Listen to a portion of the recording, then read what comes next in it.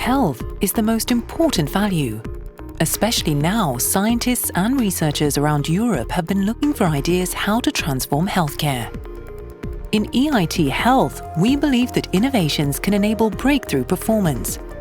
But how can we build bridges and develop healthcare innovation together? EIT Health is the largest community of healthcare innovators backed by the European Union. We work across borders with leaders, scientists, medical doctors, authorities, market regulators, and patients. This energetic community works to improve diagnostics, treatment of patients, and well-being of citizens. However, there are still EU regions where innovators might need a bit more support. EIT Health InnoStars, the regional innovation cluster of EIT Health, is there to help. We focus on Hungary, Italy, Poland, and Portugal, as well as regions in Central, Eastern, and Southern Europe, where the overall pace of innovation is moderate. Thankfully, there are no borders for the progress. Through various programs, we support sustainable development of early-stage ideas and innovation projects. It's like with traveling. Innovators journey with different equipment. The proper toolkit is essential to succeed. We scout for the best teams, but then we provide them with education, acceleration, funding, and networking. We are here to press the appropriate button and help talents hit the ground running. You can co-create the healthcare of the future with us. We invite go-getting innovators, universities, companies, startups, and institutions. With EIT Health, innovation can flourish, no matter where the ideas come from. And we are sure, together, we can shape the healthy future.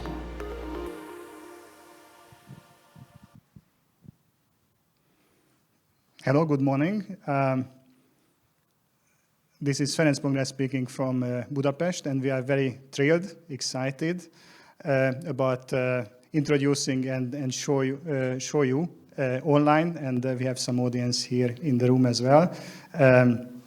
A fantastic report that has been created together with our community, and I hope that you're going to enjoy the same way learning about this study as we enjoyed preparing it. This is going to be a very exciting, interesting event. It will be an interactive event, so I kindly invite everybody to participate. We will have a chat window, we will have a voting panel, so this is not just sharing information one side, but this is an opportunity for the community to be engaged. So please share your ideas, share your opinions, share your questions. We're definitely going to listen to that, and then we would like to work as a community as always here. As a great event for us, we need to have a special guest. And special guest is also needed because EIT Health is partially supported by the partners who are basically paying a membership fee, and a big portion of our support is coming from the European Institute of Innovation and Technology. So we have a fantastic guest who is an expert of the topic as well, Márton Herceg. By the way, Herceg means in English prince, so that's a nice name. So I kindly invite Márton to give his keynote speech. Márton, please. Thank you very much, and good morning from my side. My name is Márton, indeed. Probably not so much myself being special, but the EIT is. I'll hope to show you why. I know most of you are somewhat familiar with the EIT already, but probably it's good to recap on what we have achieved so far before you will see also this fantastic assessment being launched today. So the EIT has been deployed by the European Union to tackle a lot of societal challenges.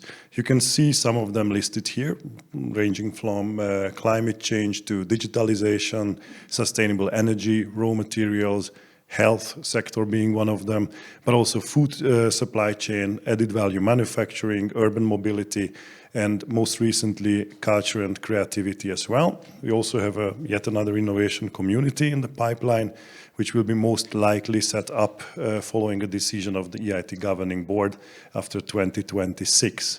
So all these communities, I think, making the EIT model very special. Why? Because although we have the headquarters here in Budapest, although we are an independent EU body, through the innovation communities, EIT Health being one of them, we have physical presence all over Europe, across the continent, within EU member states, but also, as you can see on the map, illustrated also in the neighboring regions as well. So with this strong physical presence, we have a model which enables us to basically, along a lot of common principles, still via operational autonomy, to deploy the innovation model we have, which also allows our innovation communities to basically customize to the needs of their sector. I mean, you can see the sectors are very, very different.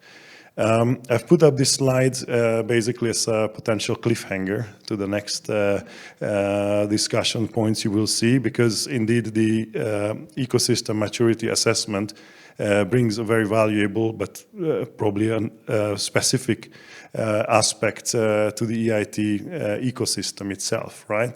But if you look at the intervention model the EIT deploys, you see that probably the assessment you will be hearing today is very clearly linked to the overall EIT model. Of course, we try to provide with means, inputs, financial inputs first and foremost, but also the access to the partners. You deploy a lot of inputs in terms of hours into it to create the activities. And the outputs, the outcomes, what we want to achieve with is basically to achieve impact. And the impact we would like to achieve are economic, societal, and educational. To sum it up in a way, if you look at some of the examples on the slide here, you can see these are also something that you can customize to the specificities of an innovation community. So these are examples. Obviously, revenues of companies we are supporting, the jobs created are universal, regardless of the sectors. But also the jobs that potentially risk and sustain through reskilling or through innovation, for example, intra or entrepreneurial skills as well. And basically the sustainability of the innovation ecosystems we are running. Of course, some of the societal impact you can also see here. One at the bottom is most specific, obviously, to EIT Health, but there are also other societal impact examples on renewable energy, on greenhouse gas emissions, or, for example, on food waste as well. Obviously, when it comes to the educational impact, entrepreneurial education, you can see we would like to achieve higher employment rate to reinforce the capacity of higher education and their innovation capacity as well. So in a nutshell, where are we now with this ecosystem? They're saying this is the largest innovation ecosystem in Europe, for sure. We have several thousand partners already. You know, the buzzword of the EIT is knowledge triangle. So we always show the knowledge triangle partners there, meaning research institutions, higher education institutions, and businesses. But we also know in sectors, for example, in health sector, you also need other type of stakeholders like local authorities, NGOs, also to be involved. You can see the numbers on the slide. So most importantly, so far, and when I say so far, that's end of 2021, because we are just about to validate the numbers for 2022 and the latest reports from our innovation communities. You can see here the achievements. I think it's pretty impressive. Through the over 70 hubs, this is not including the EIT hubs, by the way, we have managed already to support you can see here the numbers, 5,600 ventures. I think that's the number I wanted to single out, mostly linked to the assessment you will be hearing about today. But also these have raised over 6 billion euro. And I can already promise that in 2022, there is going to be a leap in this number. We have to validate, you know, EU institutions. Until it's validated, we're not allowed to show it. But I can promise that very, very soon, this number will be even more impressive. A few other flagship indicators you can see here. From the master and PhD programs, we have already over 4,600 graduates who have passed on EIT-labeled master and PhD courses. Last but not least, we are very proud that we already have a couple of unicorns, so companies that entered at early stage the EIT business creation and support pipeline. At this stage, we have 7 of them. You can notice 2 of them are actually coming from EIT Health. So, for example, the very first unicorn from Portugal. Interesting to note, both unicorns supported by EIT Health are very, very closely linked also to the digital sector and AI. I think this is also an added value for ecosystem there. I can see my time is up. I'm 5 seconds behind time, so thank you very much for your attention. I'm looking forward to the discussion. Thanks. Thank you very much, Márton, for this amazing presentation. And also, I was very impressed by your voice. You know, it was really like a speaker, like a radio speaker. You told me that you are called, but I'm jealous for being called, you know, for such a nice voice. So coming back to the assessment, so this is a time that I will introduce you the key finding of the assessment.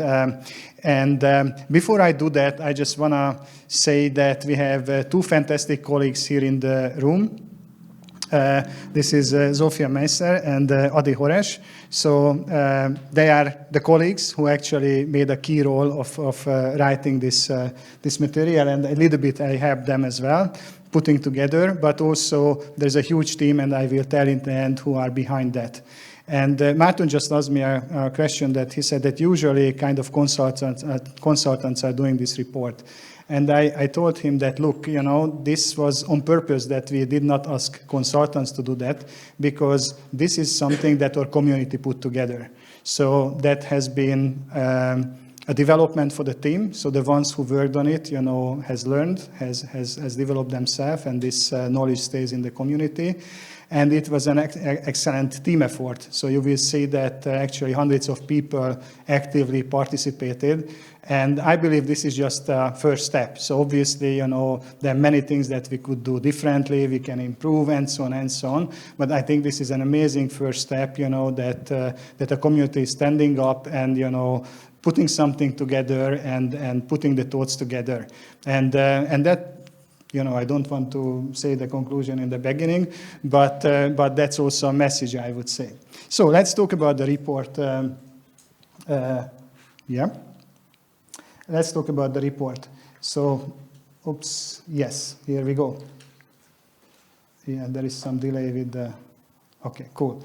So, first of all, why do we do that? So, first of all, so as I mentioned, this is an exercise of strengthening the community.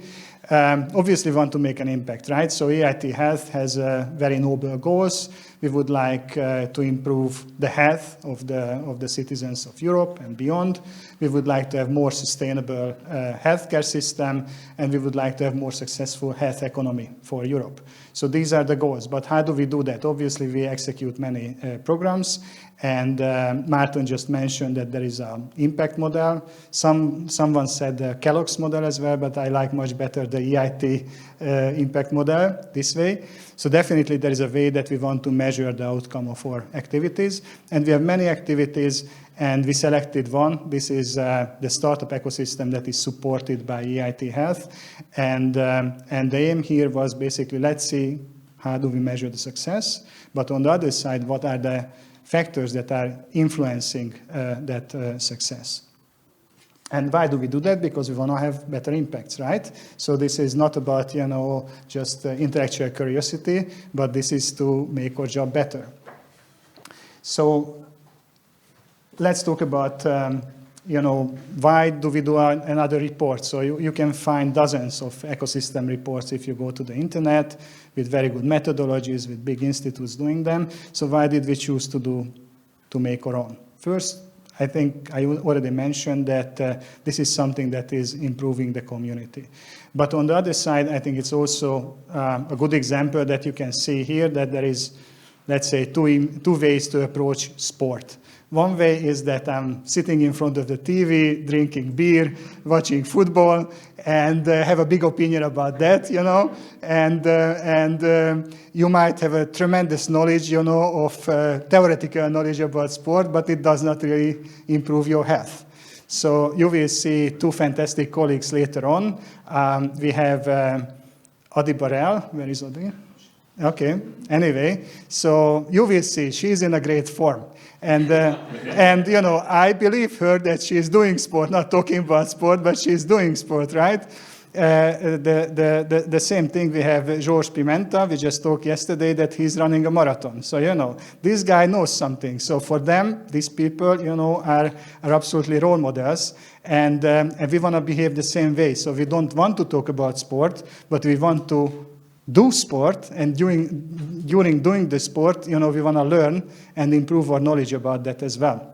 And a little bit like that with our study. So on purpose, we focus on the activities that we can control and what we can measure. So we don't want to give ideas or suggestions to people who are doing things, you know, and what we cannot control. So we don't want to be the kibbutz, you know, or the, you know, the football supporters, you know, suggesting ideas. But we want to understand that what are the items that we can control, influence, and how can we do that?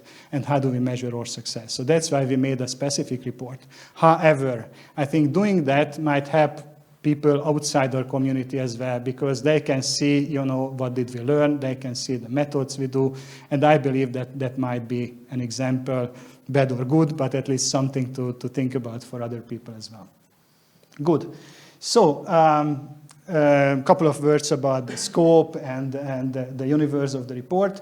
So we did this report in 10 plus 1 countries. So the 10 countries are starting from the north, Latvia, Estonia, Poland, Hungary, Romania, Slovenia, Portugal, and Italy. And I hope I haven't left out anybody. And we have a benchmark country, which is Israel. I'm going to talk about that later, but basically, if we want to make a kind of assessment of the maturity of certain ecosystems, Israel is no doubt, you know, is a mature kind of world-class ecosystem. So I think if we want to compare, you know, where do we want to go or what is a kind of best practice, then Israel is definitely a good example for that. It's also important to measure that this is not about ranking. This is a maturity assessment. So maturity means that where are we in the road? So, you know, somebody who is young, talented, might have a much bigger potential than somebody who is kind of more mature, but let's say less hardworking. So this is nothing about ranking. And by the way, the aim is not here to make a ranking. The aim here is to help everybody that in the point where they are in the journey, what are the steps that help the most and how can we help from each other. Also, this is not assessing the country ecosystems or the environment. This is basically about how the countries benefited from all the good things that EIT has, programs are offering for startups. So if somebody has a lower impact at this point, it doesn't mean that this country has a weaker ecosystem. It means that they did not use the potential they have in this specific field of participating in programs. And we want to help everybody that how to help in that. Good. So how did we do it again? So this is startups. So basically we measured results of startups, measurable results, using many KPIs that EIT anyway is using generally. So these are the kind of hard indicators. And you will see these indicators later, but this is valuation. So what is the market value of the startups, how much investment they got, how much grants they managed to attract, do they have a product on the market already or not? And finally, but importantly, an employment factor. So how many people they employ. So these are the measurable outcomes. And then we measured some soft indicators. So we said that, okay, what are the typical behavior patterns of an ecosystem? How people collaborate? What is the knowledge in the community? What is the access? Here, the measurement is not about measurable environmental factors. So there are many, many studies which are measuring the environment. So they say, okay, how many, you know, educated people you have, you know, what is the proportion of women who has a higher education, things like that. In my view, these are environmental factors. Here, we did not measure that. What we measured is that what is the typical behavior of those community who is participating in our programs. Why? Because we believe that this is something we can influence directly. Good. So going ahead, just some very nice numbers, and actually Márton has had a comment that I have to comment here. So altogether, we measured 215 startups. These are the ones that lately, in the last couple of years, participated in EIT health programs in our region, in these 10 countries. So they are much, much more, as you saw. But this is the ones that our programs are covering. The valuation of the startups that are included in the study is 400 million euros. Now you heard that there is a unicorn in this region, which is Sword Health. Their market value is actually 1.4 billion. So we excluded them from the report because otherwise, we couldn't see anything because there would have been a big chart, and the rest is altogether doesn't make it up, so it would not have statistical analysis. But we have to say that, yes, there is a unicorn in the region. We are very proud of them, and this is in Portugal. So the Portuguese numbers are without the unicorn. Otherwise, it would have been even better. Also, you can see the figures here. So 1.6 thousand people employed, and these are well-paid, kind of high-level jobs. So I think that's a big thing, and so on and so on. So I think this is substantial. So I think this is a sample that makes sense. A maturity model. So I don't want to go to the details, but basically there is a model where you have different steps of the maturity, and thanks for Monika Rozalska from AWS, Amazon Web Services. So she's a big ecosystem expert, and she put together this model, and we used that model. And the way we used it, that we asked people, where do you think you are in this journey, basically?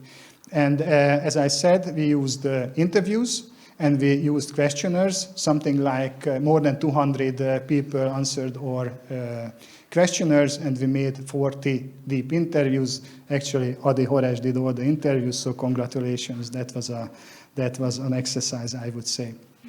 And as I mentioned already, we used Israel as a benchmark, and actually the Israeli hub has played a key role in the idea of making a report and actually executing the report as well.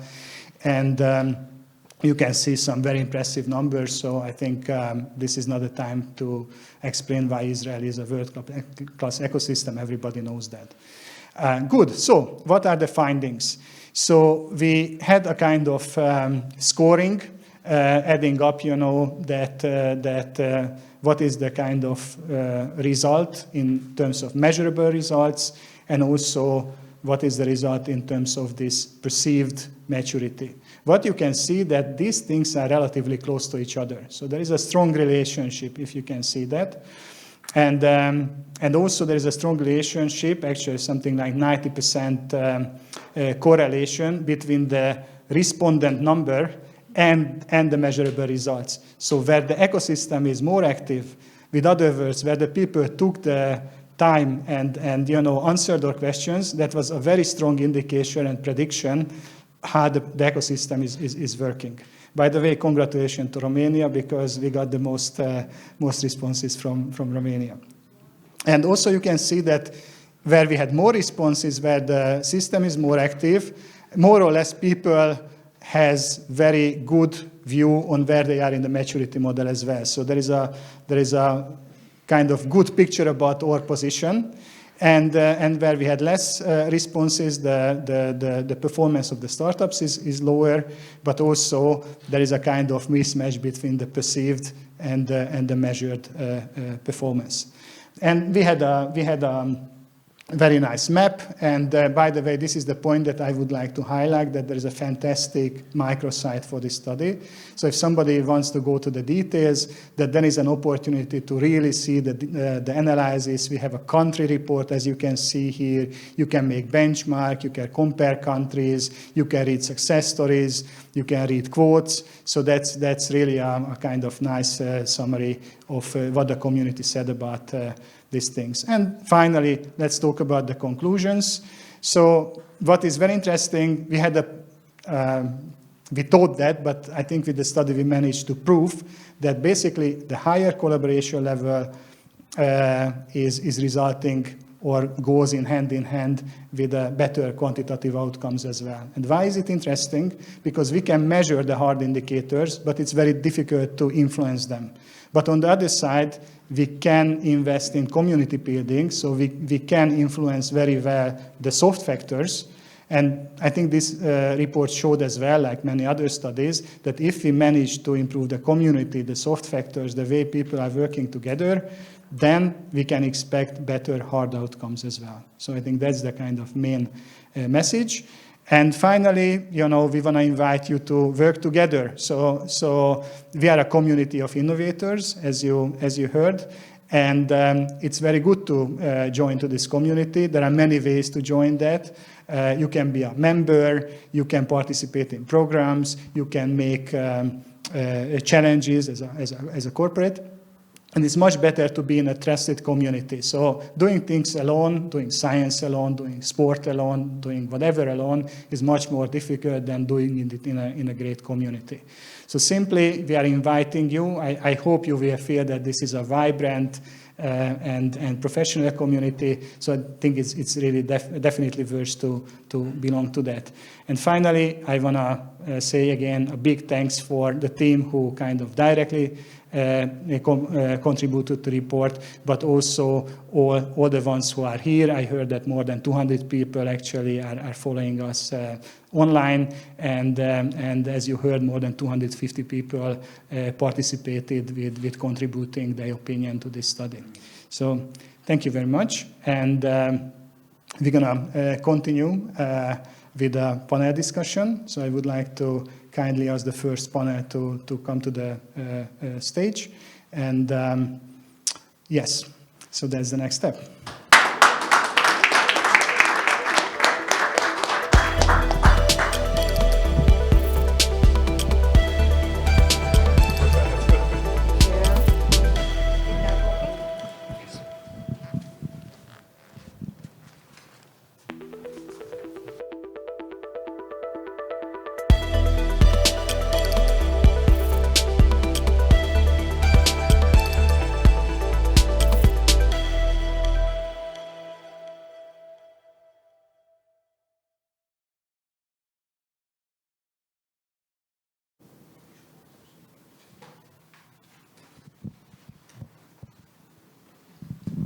Hi, everyone. Good morning, good afternoon, wherever you are.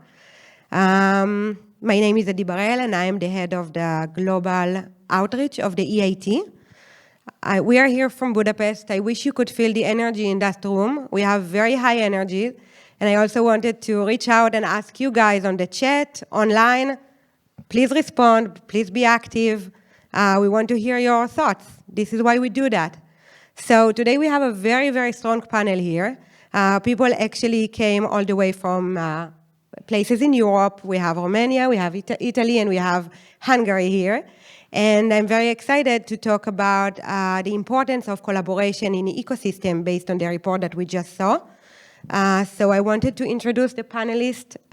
We have here Ion Georgi Petrovai, representing FreshBlood. FreshBlood is an innovation hub supporting ideas, people, and projects in the healthcare world, bringing together IT, ideas, and other startup from early stage. We have Alessandro Monterosso. Alessandro is the former CEO of Patch AI, a startup, also an alumni startup of a lot of EIT Health initiative that was just purchased, not so recently, by Alira Health. And today, Alessandro is leading the digital health solution in Alira Health, which represents the global industry also based in Italy. And we have Marton Hertek, which you met already. Marton is representing the Innovation Ecosystem Unit at EIT, working both horizontal on the different pillars of EIT, education, innovation, and business creation, but also working on the different domains, cross domains, or as we say, cross-kick, with all the different EIT initiatives, supporting ecosystem initiative and supporting not only startup, but partners to grow and develop the ecosystem in Europe. So thank you everyone for joining us. We are very excited to kick off this panel. And I want to ask, the first question is actually to all of you, and pick one that is going to start today. I wanted to ask you about how do you see your role in developing your ecosystem? So. Wants to take it? I will start. When Fresh Blood was founded, something like 7 years ago, it was funded from a need, like any startup should be founded. And the need was that the IT people, we have a lot of good IT people in Transylvania, and the doctors, we have a lot of good doctors in Transylvania and now all over Europe from Romania, do not meet, do not have a place to meet and to collaborate to solve healthcare problems. And the vision behind Fresh Blood was to build a table, let's say a virtual table, but something that can bring the people together in order to collaborate.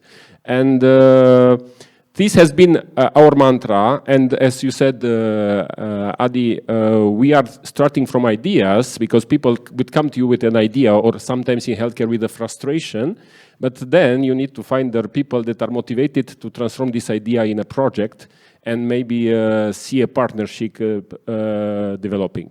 And we think that's very important to ensure the collaboration and constant understanding of the challenges that everybody has in their job or their mission. Thank you. So we are talking about the role of like bringing ideas together, about connecting between the right players in the ecosystem to foster more innovation and growth. Thank you. Alessandro, did you? Yeah, on my side, I think I try to contribute from two perspectives. The perspectives to the innovation. From one side, from the entrepreneurial side, and as Jon said, you find an idea, you validate it based on a need, and then you go to the market. And that path led Patch AI, my previous startup, to the acquisition from a global player in the market. Right now, with the global player, we are trying to foster innovation, trying to reply the same question. So supporting companies to actually manage and target as best as possible the need on why innovations such as digital health, in my case, shall be adopted. And we try to put together different stakeholders from patients, the healthcare professionals, pharma companies, and other players in order to solve those problems. Thank you. So you basically were on one side of the chart and now moving to the other one, supporting startups like you in their journey. Exactly. Yeah. Okay, that's a very important, interesting role. And Martin. Yeah, thank you very much. I mean, of course, you have heard already a few elements in my intro speech. I think, of course, I can only speak for the EIT as a whole and as a community as a whole. And if you look back at the history of EIT, the idea came in 2008. It was a similar situation in a way in times of economic turmoil when the EU decided actually to build up the EIT as an instrument, a policy instrument, to basically enable Europe to innovate better. I think everything you have heard just now from the fellow members in the panel, I think are in the DNA of the EIT now. And if I look back, of course, now we have a very mature ecosystem in parts, because we already have innovation communities that have been there for almost 15 years now. But we also constantly set up new innovation communities. So there is one which is being set up right as we speak now. But still, it's already probably a tested and proven model. I think I would just repeat the point I made. I think this strong decentralized model, on the ground presence of the EIT is something that is extremely important for Europe to maintain and further strengthen. Thank you. So we are talking about kind of like a top-down approach to support and grow ecosystems. So we see we have players from all kind of organizations supporting the ecosystem and have a different role, each one of you. And my next question will be, actually, Alessandro, Reading and hearing the index report and hearing the presentation just now, we see that Italy is very strong in network. We got very good positive responses on network and less strong in other fields. And how did you feel seeing this maturity assessment of Italy? I will ask you also like as an entrepreneur, but also as a... Okay, thank you very much. No, I actually I agree with the level of maturity, especially in the networking. Beyond being Italian and do good networking, also in healthcare we do that very well. It's also true that there are still challenges. For example, the dishomogeneity into the healthcare system at the regional and local level, which is not just the complex regulatory oversight, but also the technological point of view. This brings a lot of challenges when trying to put together on the same table different stakeholders between startups, companies, and the patient themselves. On our side, we try to use technology not for the sake of using the technology itself, but as a mean to reach bigger objectives. So as not as a commodity, but as a tool in order to satisfy certain needs. And that's why what we do, we try to meet the needs of the different stakeholders, putting together and try to do as much network as we can.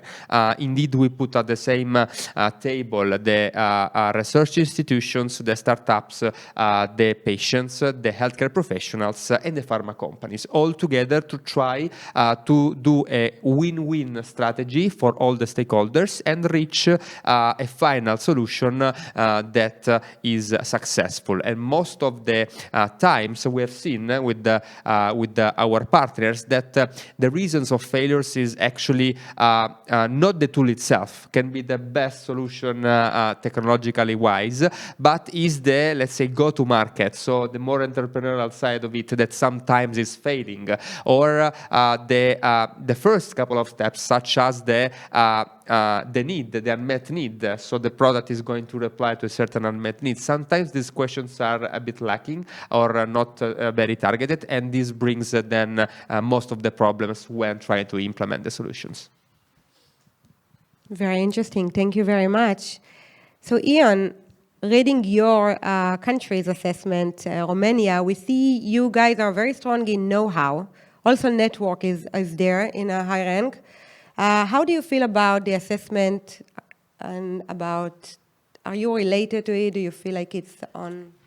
I would like to start first just by commenting the evaluation for Italy, because as a proof of how Italians are strong in networking, it was Alessandro that reached out to me 5 or 6 years ago in Cluj-Napoca on the application of the conference, and we had a relevant discussion that was very impressive to have at the time. I was on a learning curve and he was on a learning curve, but it was very pleasant to see then the guy that reached out to me win a funding, win a competition, and grow their startup. So congrats once again in a public way for what you did. And we are very happy that you are connected with Cluj-Napoca. This is why we are also willing to grow in terms of networking ourselves. On the know-how, we feel that based on my initial contacts with the ecosystem, I'm very happy that Romania is on the map, because in 2017, when I first joined the EIT Health as a private person, Romania was terra incognita, there was white. At the time. And I had the chance to talk with the people from the next panel, the two Georges, and they says, yeah, something is happening in Romania. And I'm very happy that, first of all, something that is visible is happening from Romania, and also that there is an opportunity to provide value based on the experience of the people from our ecosystem. Because Romania might not be known for let's say, for the products, but we have incredible tech people. And if you look around in different development centers, you will see people that work on top solutions globally that are not very visible from outside. But of course, we are active in the ecosystem, and we are actively searching for the people that have top-notch know-how. And this is, of course, only one of the things that you need to build on, but it's very important to know your strengths and to capitalize on this. I do believe that the report is capturing a good perspective in terms of strengths, but also in terms of weaknesses, let's say improvement opportunities. And I'm very happy to have Romania on the map of healthcare innovation, especially because on the European level map, Romania is among the modest innovators, which means it's the last. Let's be honest, it's the last place. But in healthcare innovation, now we see that Romania is catching up and aspiring to grow fast. And we are ambitious, and we are very happy to be collaborating with everybody in the ecosystem, not nationally, but Eastern European, also European and global. Thank you very much. So what I'm hearing now is that the EIT is not just only giving the platform to develop your own ecosystem, but also to develop collaboration between ecosystems, which actually like foster innovation in a better way, putting the weakness and the strengths of each ecosystem in complement to other ecosystem. So Martin, I would like to ask you, how do you see this ecosystem evolved in the next few years? Well, good question. Thank you very much. Obviously, the EIT is bound to several policy cycles of the European Union. You know very well that the EU operates under 7-year multi-annual frameworks, also for research and innovation and for the budget. So to this end, for the EIT, obviously a key challenge is to go through these policy cycles in a very successful manner. Meaning, closing the ex-post assessments for the EIT performance in Horizon 2020, the midterm evaluation under Horizon Europe, and you name them. And I think a key aspect is definitely for all of us, the EIT community, is to step up with our efforts in terms of disseminating our results. I still see very, very often extremely good results, successful companies, entrepreneurs emerging from the EIT community, where sometimes probably the connotation or the link nexus to the EIT community is missing. And that's super important for us, to basically make ourselves heard and seen by the member states, by the authorities, European stakeholders, and you name them. Obviously, we have a lot of challenges also linked to these aspects.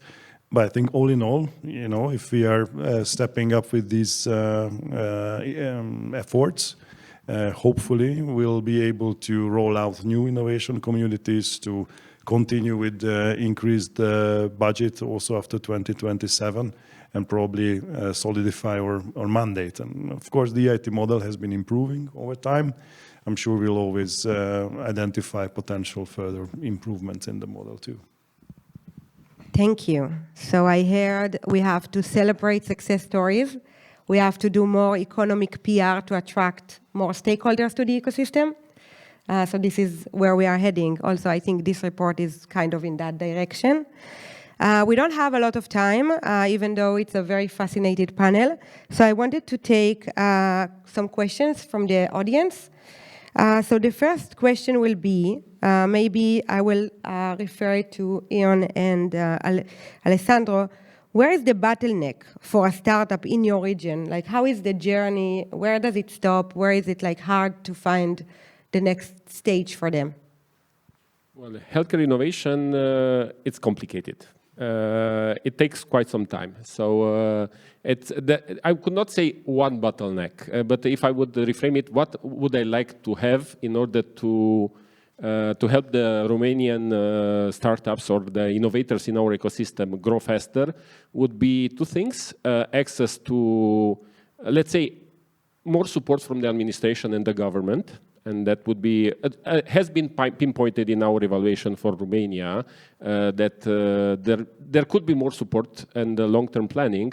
Also, we would like to have access to smart money, second thing, and partnership with major healthcare players, which is also very much connected with the government support and focus.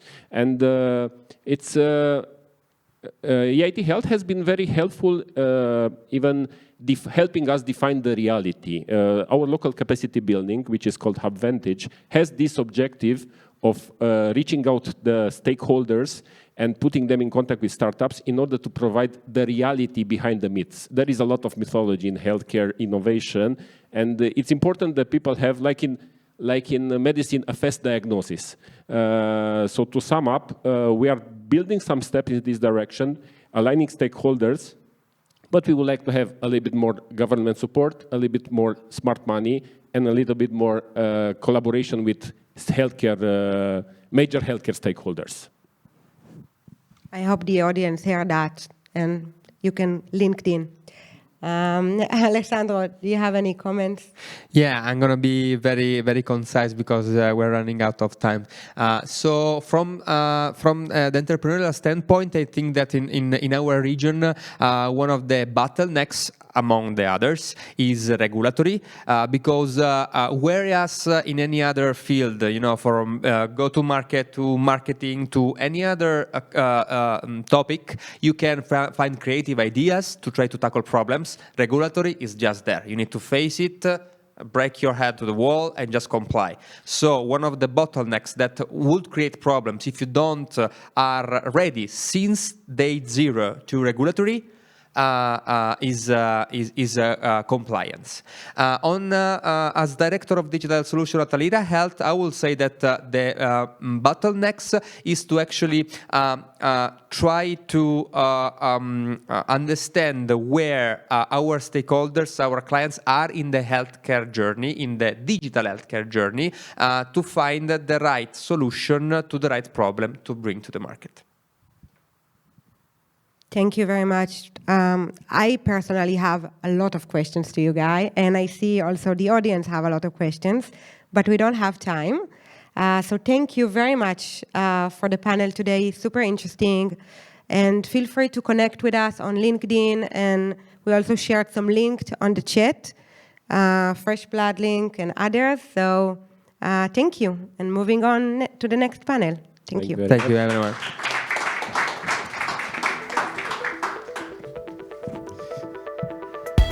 So thank you very much for the exciting discussion, and the next panel is just coming.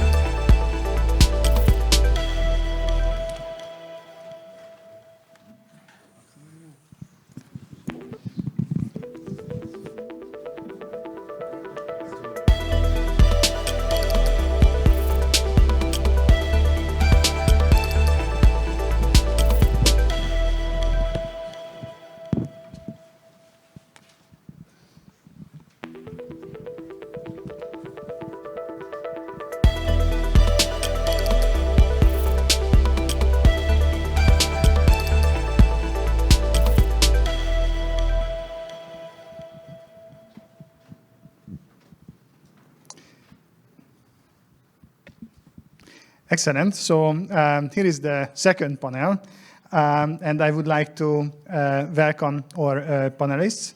So we have two panelists here in the studio or on the location, if you like. Jorge Pimenta, Innovation Director of Instituto Pedro Nunes in Portugal. Sorry about the pronunciation, but you will say it properly later on. And the famous Jorge Figueira, who is our ecosystem hero, but he also has a title of Pedagogical Innovation and Research and Development International Network Offices Coordinator, University of Coimbra, Portugal. And I will ask everybody to repeat that after me like that. And I'm just asking if we have the other two panelists online here with us. So we have Lehel Ferenci, Director of Data and Analytics in GE Healthcare, and Bartek Grobelski, President of Technology Transfer at Medical University of Łódź from Poland. And I can see Lehel. It will be a little bit challenging for me because I can see him like this, but hopefully I can now it's much better. So hopefully I can hear the voice as well. So Lehel, just please give us some sign of life if we can hear you and see you. Yes, life of sign is there, the voice not. So the picture is here, but the voice is not. So Lehel, maybe you can say one more word to us. I'm Lea Ferenci from GE Healthcare. Can you hear me now? Fantastic. Go for GE Health, absolutely. And we can see Bartek there with a fantastic background. I don't know if it is a boat or something like that, but he looks like Captain Perro or something like that. So, cześć Bartek. Hi there. Greetings from Łódź. And greetings to Vuc and greetings from Budapest. So thank you very much for accepting our invitation, and let's start the discussion. So the first thing I would like to kindly ask the panelists is simply a short introduction. That what do you do, what your organization does, and let me tell everybody that only the superheroes are invited here. So based on the study, all the organizations have something special to say. So everybody is a kind of role model. So I would start with Lehel and continue with Bartek later on. So Lehel, please. Thank you. So thank you for the introduction. My name is Lea Ferenci. As you mentioned, I'm leading the data science as a director in data science activities in Hungary, but also I'm managing director for GE Healthcare in Hungary. And a few words about GE Healthcare. As you know, it's a large industrial partner.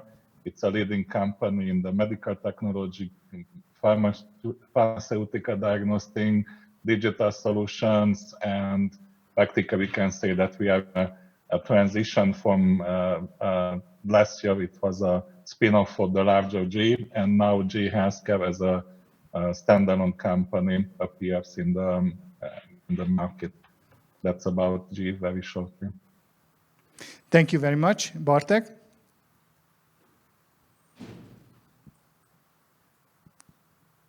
My origin is tech transfer, and our organization, Medical University of Łódź, joined EIT Health after basing collaboration with industry on IP, intellectual property. When we had set enough of patents in 2010, we started to sell them. And thanks to licensing, we start cooperation. Thanks to it, we find some new friends. And after 6 years, we found that there are people around us who would like to do something more, not only to be a laboratory worker or a scientist. And for those, EIT Health give us opportunity to help to grow their ideas into startups even. So I'm very thankful for invitation, and I'm very glad to have that report because it is showing that we are going right direction, but there is much more to do. Thank you very much, and thank you for both of you for mentioning EIT Health. Please continue this habit. And now George Figueira is the next one. So George, please tell us something about yourself. I think everybody knows you, but still. Oh, come on. Yeah, so thank you for the invitation, and thank you for being here with you in Budapest. That's great, and welcome everybody here online, Bartolomeu, Lehel. So my name is George Figueira. I'm from the University of Coimbra. I was managing the tech transfer office at the University of Coimbra, just like Bartolomeu is doing in Łódź. And I was back then consolidating the innovation ecosystem in Coimbra. So we created our own model. So I'm glad I'm here discussing this because it really is exciting. It has to do with what we develop and we are developing. And of course, in Coimbra, there are many pieces already of the ecosystem. So I was just trying to, with the help from the partners in Coimbra, to align a common strategy for the ecosystem, and that was great. So now I'm no longer at the tech transfer office. I'm in the R&D international networks and the pedagogical innovation as well. So at the University of Coimbra, and I'm glad to be here. And we are in EIT Health and with InnoStars since the first day. So thank you for having us here. Thank you very much as well. And George, please talk about yourself and about IPN. So thank you very much, and thanks for the invitation. It's a huge pleasure to be part of the IT Health and, of course, being part of this assessment of the healthcare innovation ecosystem. As George Figueira, the famous one, just mentioned in Coimbra, I think we have a very interesting model where everything is aligned. It started, of course, with the university. The university was founded in 1290, so it's a very old university, and IPN was only created 30 years ago. In 1991. And IPN is an institution that focuses on innovation, mainly applied R&D. with companies and for companies. So that's what we do. We are on the technical side. And then 27 years ago, we started the incubator. And currently the incubator, of course, is a famous, let's say, a very proud incubator of all the companies that are there. Of course, in healthcare, we also have a strong focus. You are top 5 in the world, right? Yeah, that's true. That's don't be modest. This is not a place for He's that. the famous one, not me. No, the startups are. We have to understand who we are working for, and of course, IPN, the incubator, is entrepreneur-centric. We are very focused on entrepreneurs. But within the healthcare, we understand that this is a complex sector, and you have to be focusing on the patient, the entrepreneur, and the system, as has been already discussed. So this is what we do, a mix between, let's say, technical, business, and regulation. So it's a very interesting place to be. Thank you very much. And as I said, this is not a place for being modest here. So the reason that you are invited to discussion is that as we did this study, your names or your organization names were quite frequently mentioned in a positive context. So again, continuing with Lehel, please talk a little bit about, GE Healthcare, what you are proud of, why do you think that people are looking you as a role model?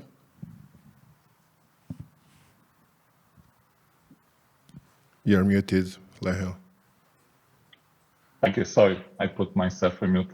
So I think you are already working the mind reading machine as well, right? Okay, thank you. So GE Healthcare, maybe many of you know that we met in person, in fact, with many of the partners I'm seeing today. So GE Healthcare is core partner at EIT Health since 2016. And as a core partner, we participate in many actions, as I know, around 50 joint activities with EIT Health.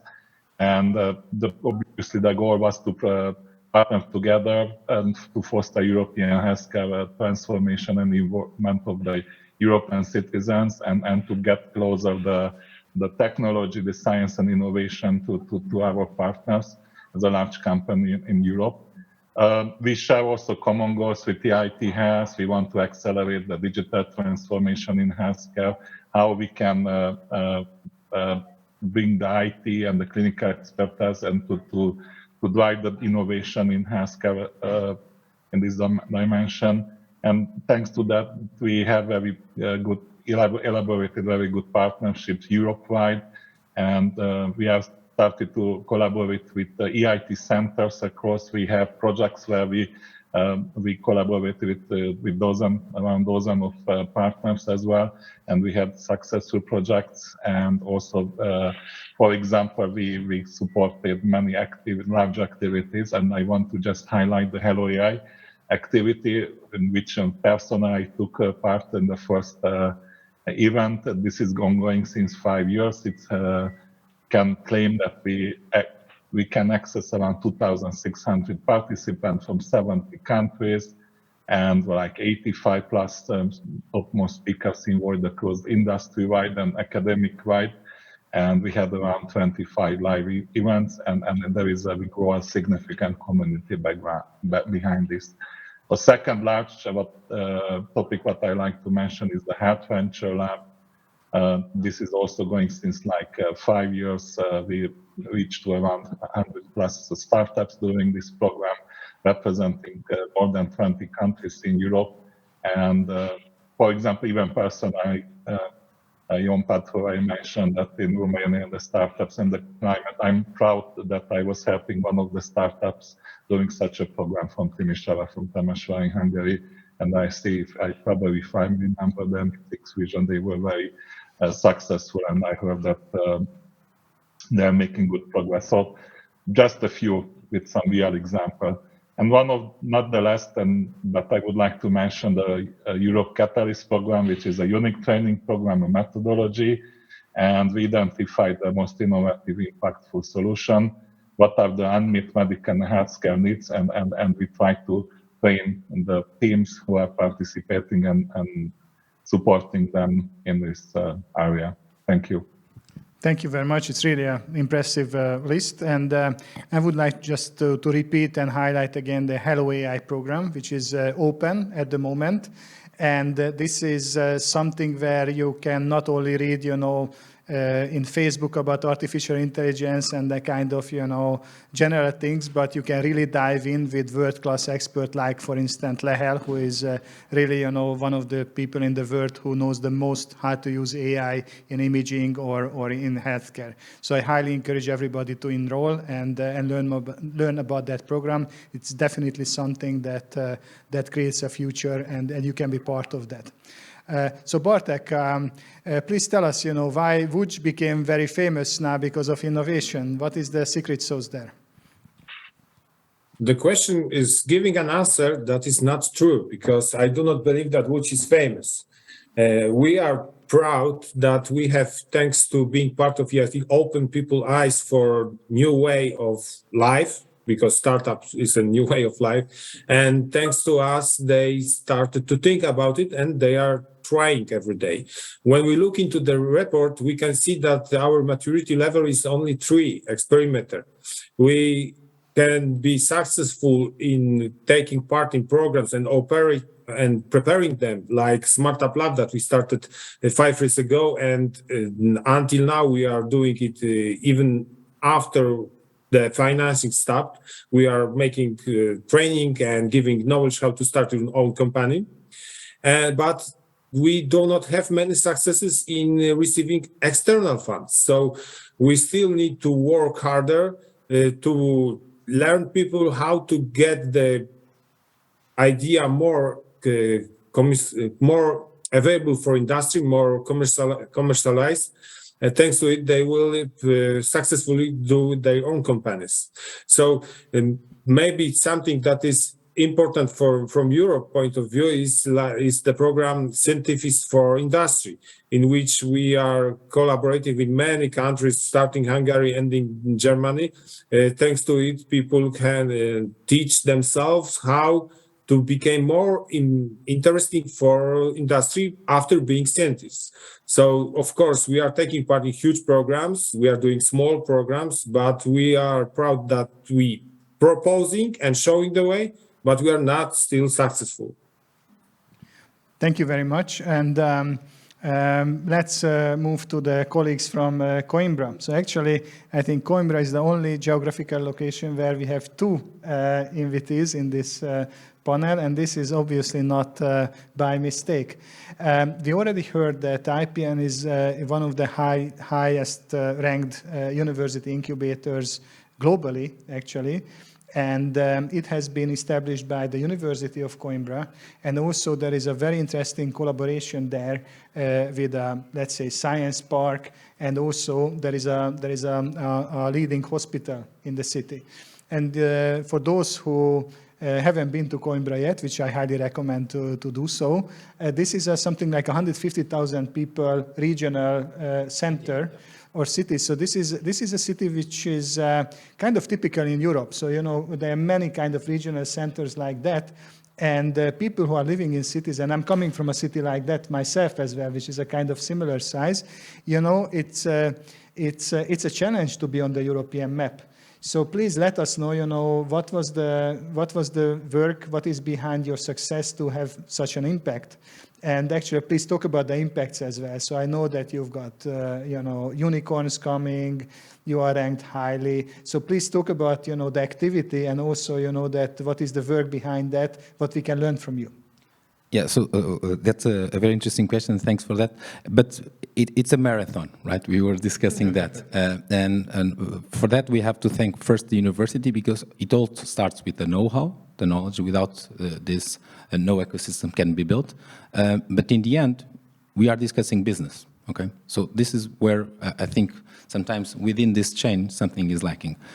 When you look at the healthcare validation, you have to understand the need. Then you have to validate what is the technical, the regulatory, and the business. If these 4 aspects are not covered within your ecosystem, then you will need to search for them. And for sure, the IT Health is the best place where you can connect throughout Europe. Because in Europe, we have this challenge, which is we are fragmented.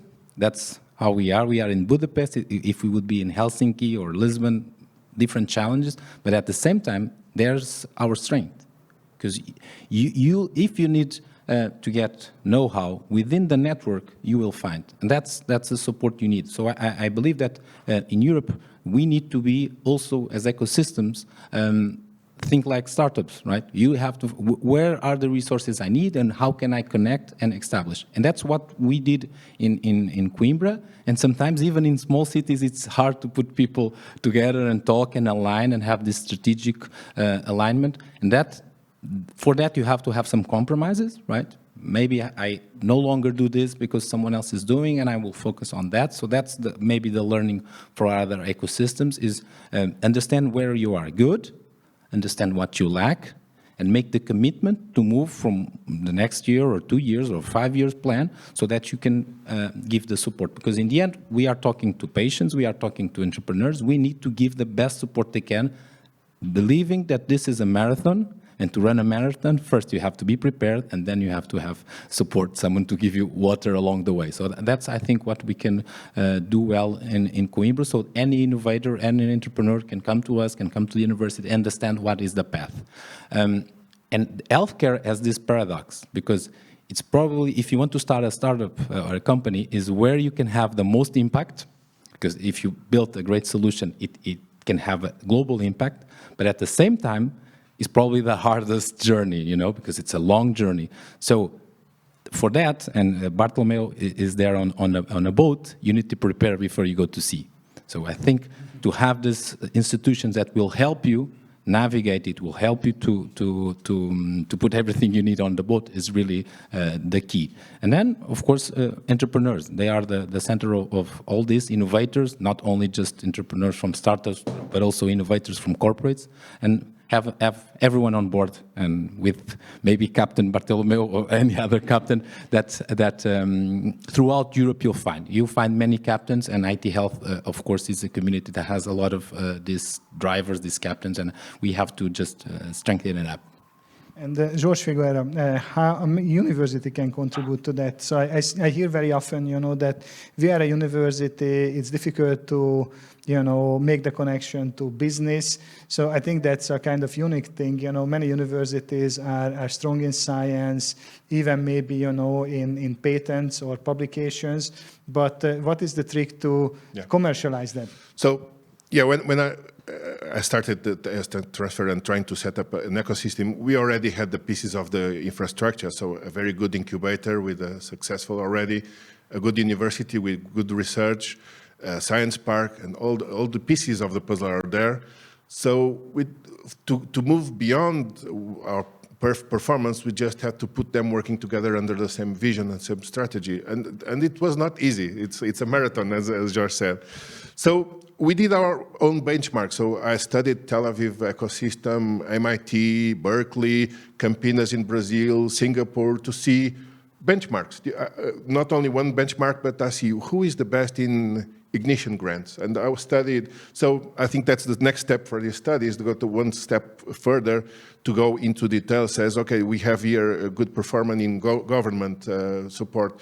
What do they have? So gave some more details. The other one is external funding. What do they do? How can we get inspired so that we can go one step lower in the details to inspire other regions? And that's what we did. So we studied different ecosystems and tried to implement our own.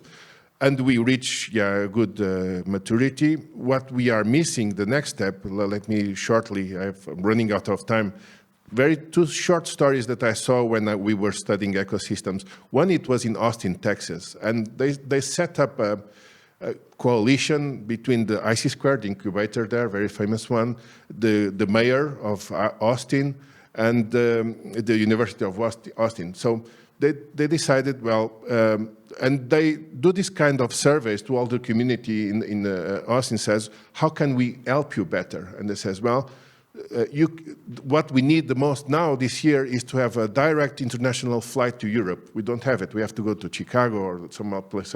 So they negotiate with the Southwest Airlines, and they managed to achieve it. So now there's a weekly flight to Paris, I guess, there. So and they work together on that sense, and they work together, for instance, to say what are the top 5 companies in the world that could come here and establish a branch in Austin.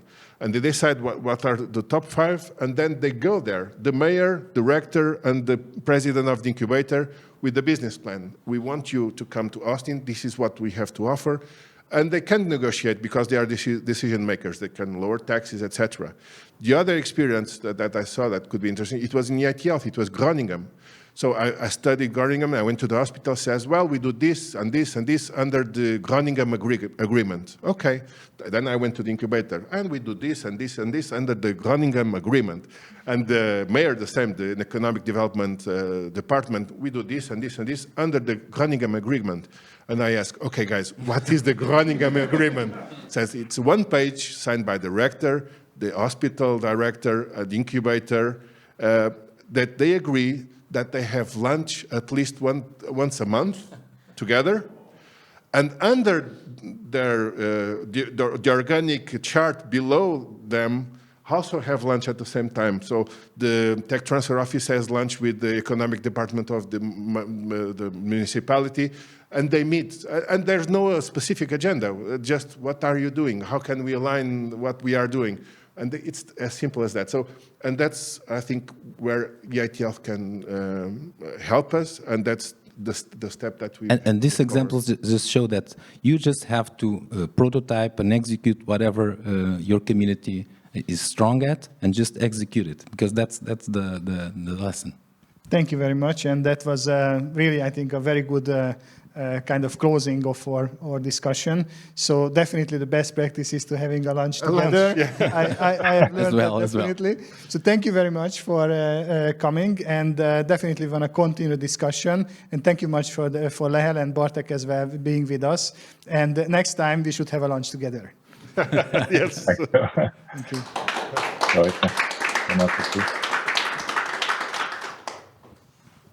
Thank you.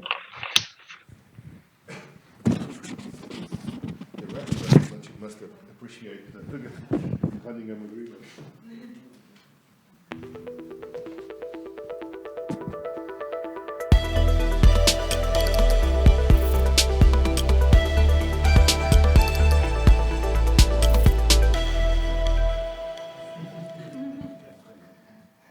So thank you again. I think it was a fantastic discussion, and this is the end of it. Unfortunately, this 1 hour just behind us, and this is the end of the event. I would like to say a big thank you for being with us. Also for a very active participation. So I got very nice messages. And also we learned that, for instance, academia was very interested in, and thank you for everybody who has joined this call. And also, there are many pools. I would like to have one that you agree with us that network is something that creates the biggest value. So we believe in it, and that's why we continue building network. I hope that we can work together with you in any shape and form. And we also hope that we can continue the work we have just started with study. Thank you very much, and you will hear about us. Thank you. Goodbye.